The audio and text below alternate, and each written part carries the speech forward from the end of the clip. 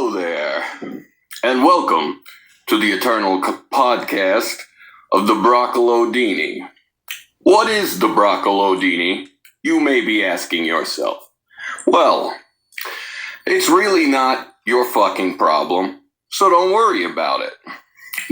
But as we like to say on the show, Shabbat Shalomini to the Broccolodini.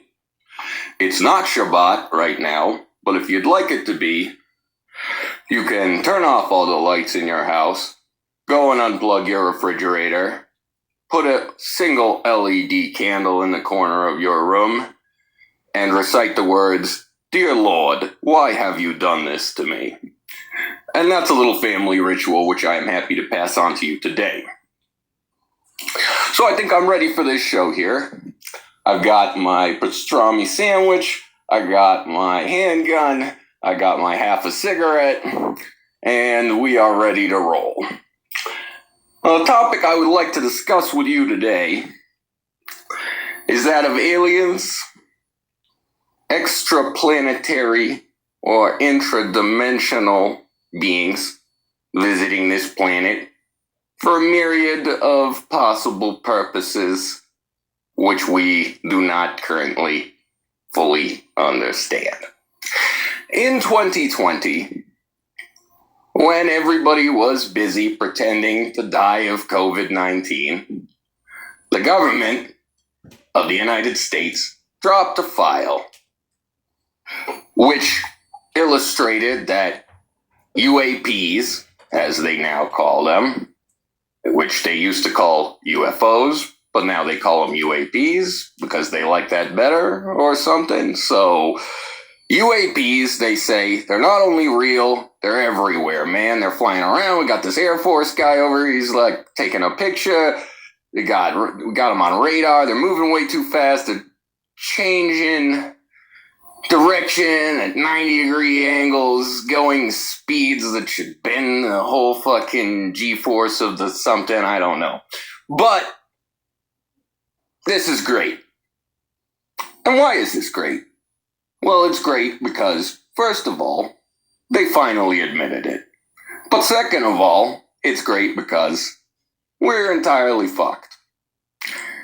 Because now we have these extraplanetary or interdimensional beings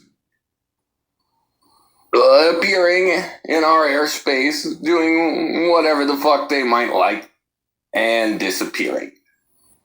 And yet they're not fully attacking us. They're not even really wanting to let their presence be known. So, what exactly the fuck then is it that they are doing? They now don't seem to be on some spectacular mission of peace, either to come here and share their weird extraplanetary interdimensional Starbucks or whatever the fuck else they might have. So, to this effect, I wrote a haiku, and it goes like this. We are not alone. They fuck our cows all night long. We cannot stop them. And this leads us into the next segment of the cast here, which is mostly focused on the alien fascination with cattle. In the late 70s, early 80s, a film was released out of Denver called A Strange Harvest. And this film categorizes, details, and shows cattle mutilations of the most bizarre kind, which could not feasibly have been done with human tools, and brings you face to face with police and farmers who have responded to these situations. I would highly recommend seeing the movie Strange Harvest, or A Strange Harvest. Maybe it's The Strange Harvest. I don't know. It's A Strange Harvest. It's a harvest, and it's strange. But it brings me to ask the question. We never find that aliens are mutilating pigs, only cows. Are the aliens kosher? this is a distinct possibility.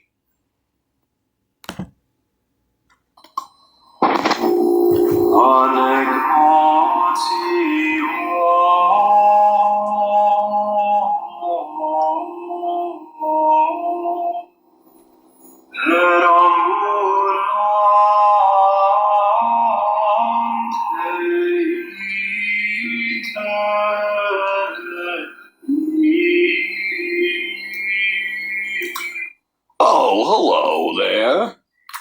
And welcome back to the Eternal Podcast of the Broccoladini. As we like to say on the show, Shabbat Shalomini to the Ayatollah Khomeini. Too soon? Don't care. Today we are continuing our episode on the aliens, extraplanetary, interdimensional, UFOs, UAPs, Anunnaki, Nephilim, New Mexico, Nikola Tesla, and your mother.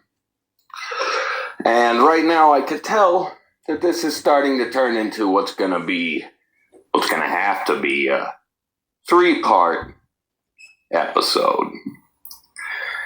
And the reasoning for this is that there's just too many aliens out there that we're dealing with. Okay, when I left off, we were talking about cattle mutilations, and this is a thing you can research, you can look up, you can find the information from all over the world. Now, in a lot of these cases, they don't seem to interact with humans. In fact, they seem to avoid interacting with humans, avoid being seen or noticed. They do this somewhere out in the field, in the middle of the night. They leave strange plasma scorch marks in odd mechanical shapes behind, and of course these strangely mutilated cattle. But whatever it is they're doing over there in the field with the cows, they don't really want anyone to see. It's not like they're walking up to the house in most cases. It's not like they're coming in, running upstairs into your bedroom, shouting, "Ooga booga, motherfucker," and then disappearing. They're not trying to scare us. It seems like they'd prefer if we were not afraid or putting any energy towards them at all, in most cases. But then we get things like Skinwalker Ranch. And I'm not here to tell you every detail about Skinwalker Ranch. If you want, there are other podcasts that will go on for 3 hours about Skinwalker Ranch. And I'm sure that's not even all the information about Skinwalker Ranch that you could find out there. If you want to do that, go ahead. Not my problem. Not what I'm doing here today. But Skinwalker Ranch is a place where strange phenomena, which seems more interdimensional, extraplanetary perhaps, than demonic or spiritual, but again, who's to say really? Continuously, this phenomena would harass the human tenants of this land and harass and kill their dogs, and often these phenomena would appear as strange lights that would bounce around in the sky just above people's heads, making noises and even showing that they are capable of physical violence. So, this brings up the question, why are they harassing some people while not harassing others? And are these all the same group? Are these different groups of extraplanetary, interdimensional beings Many wingnuts on the internet would like to tell you that the answer to that is yes. And it seems just as plausible as anything else at this point. Now, it is very possible that we've been being visited by these extraplanetary, interdimensional beings all along. Or maybe not. The general consensus is the phenomena are showing up at a heavily increased rate since the end of World War II, since the explosion of the atomic bombs. The idea being that somehow this got the extraplanetary, interdimensional attention that we'd been craving for so long. Of course, others would tell you that the ancient Egyptians and the Mesopotamians owed many of their cultural innovations to aliens who came from the sky and taught them how to do this and that. Again, these ideas are plausible. We do have myths, even in the Jewish tradition, of the Nephilim who came from the sky and did some weird shit and had children with mortal human beings. Who are the Nephilim? Are they a spiritual power? Are they a extraplanetary interdimensional power? Who knows? In many other myths, including myths from just down the street, from ancient Israel and Judah, we have Dagon, who doesn't come down from the sky, but comes up from the sea. He went the opposite way. Coming from the other side, comes up, teaches human beings how to do all kinds of shit that we would have supposedly never figured out for ourselves, and then jumps back in the water, says goodbye, and sinks back into the ocean. Of course, while these ideas are plausible, they create a split, in a sense, in, I feel, how we view ourselves and our own ancient cultures. Because in the one case, we're giving ourselves no credit for inventing our own civilizations. Or on the other hand, are we giving ourselves too much credit? Which is a thing that oftentimes, I know, you know, we may be prone to. However, there's a comic I would like to bring up at this point. It's just a one-panel comic that shows an ancient Egyptian slave master and an ancient Egyptian slave. And the ancient Egyptian slave is just sitting down on a block, and the ancient Egyptian slave master is walking up angrily with a whip. And the slave master says, "What are you doing? Sitting around? Get back to work." And the slave says, "I'm waiting for the aliens to come build the pyramid for me." And it is with that thought that I will end this second portion.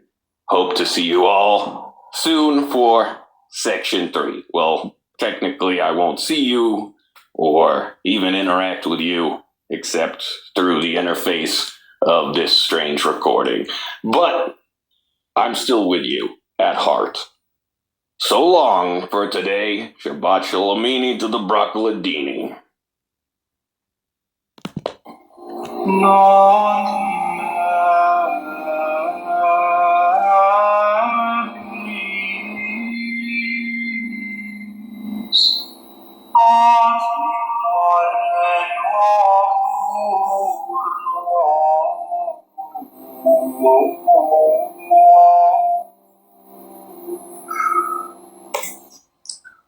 Oh, hello there, and welcome back to the eternal podcast of the Broccoladini. Shabbat Shalomini to the Broccoladini. The eternal podcast of the Broccoladini is brought to you by Hidden Valley Skinwalker Ranch. Hidden Valley Skinwalker Ranch. It's got a bite to it. You'll never look at your dinner the same.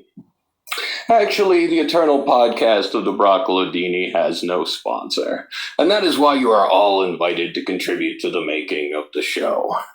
You can do so by cash apping me at hashtag FRIDERICUS. That is hashtag FRIDERICUS. You should see my name pop up. That's David Epstein.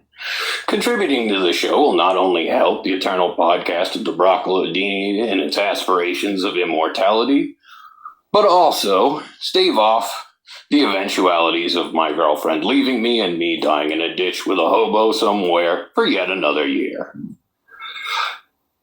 But enough of my problems, except that I'll point out that I'm desperate enough at this point that anyone who makes a contribution, even if it's just 25 cents, will have the mystery of the Broccolodini revealed to them, and I may even tell you how to make one.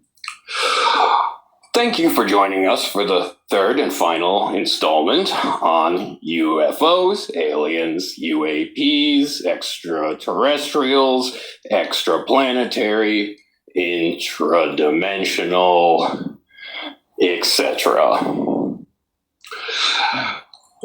When we left off, we were talking about pyramids, and that's where I'd like to pick back up. Now, we have pyramids all over the world. There's pyramids in Mesoamerica, there's pyramids in Mesopotamia. If you leave your glove box unchecked for long enough and then you look in there, there's probably a tiny pyramid growing somewhere. Most cultures seemed happy with the step pyramids that are most common. However, in Egypt, they wanted to move on from these. According to Egyptians, a man named Imhotep, who was royal stonemason to the king, started making step pyramids that were more triangular than before. He then made a bent smooth boy and then a full-on smooth boy. After this, Egyptians realized they could make smooth boys, and they built the Great Pyramids of Giza, which we know and love so well. The Great Pyramids of Giza were once covered with a gold capstone and marble facing stones. These were looted en masse to make Cairo and are no longer there for us to see. Pyramids are often knocked because they had no mummies in them. However, the absence of the mummies could be caused by this same looting we were talking about just a moment ago. However, Egyptian pyramids are not set up very much like other Egyptian burial sites, and some rooms in Egyptian pyramids, especially those at Giza, seem to make no sense. Long shafts shooting through space filled with stone, far too small for a human being to crawl through, point out from the central rooms of the Egyptian pyramids towards special stars, especially Sirius. Sirius is a topic of conversation for occultists, UFO enthusiasts, maniacs, African tribes, and many others. And if this is a subject that interests you, I highly recommend looking up Sirius and many of the strange conspiracy theories surrounding it.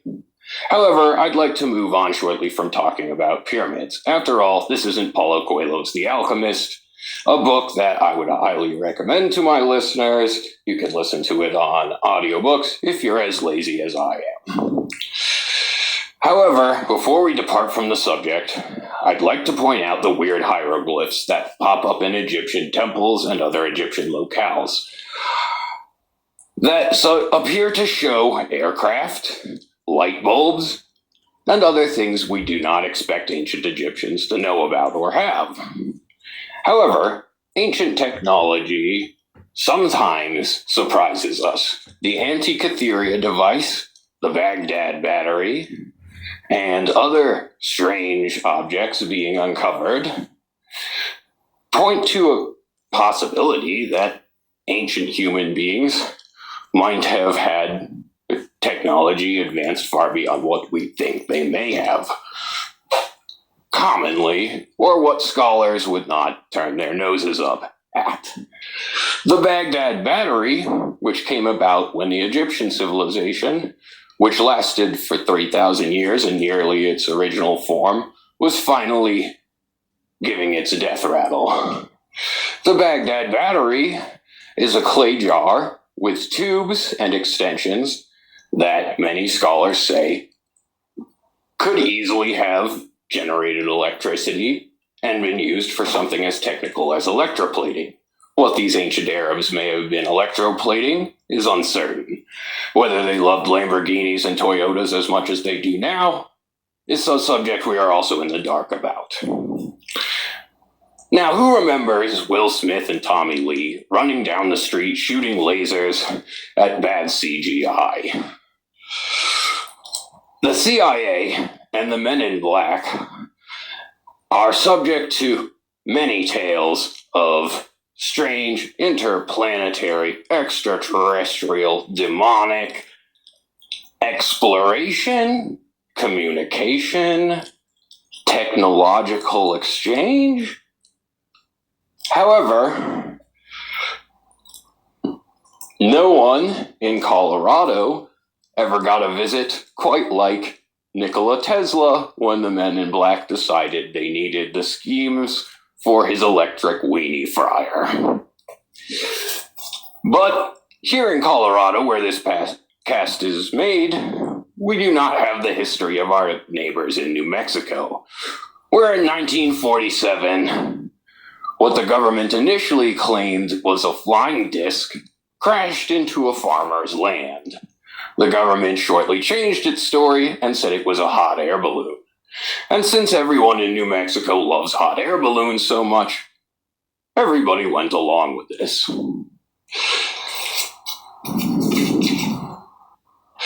There are structures on the dark side of the moon, at least according to my friend whose dad was friends with a CIA agent who liked to get drunk and tell weird stories. Many people say that life on Earth was seeded from the moon and seeded to the moon from Mars. On Mars, there is a face, some like to point out, which resembles the face of a sphinx. This face is very close to what looks like large pyramids on the surface of Mars. I don't know much about the face in the end, except that I hope it's my face, or, dear listener, your face. Thank you for listening to the Eternal Podcast of the Broccolodini. Until our next episode, in which you are welcome to chime in and make suggestions about. But remember that just because you say something to me doesn't mean I will necessarily think your idea is good. Shabbat Shalomini to the Broccolodini. Till next time, my friends.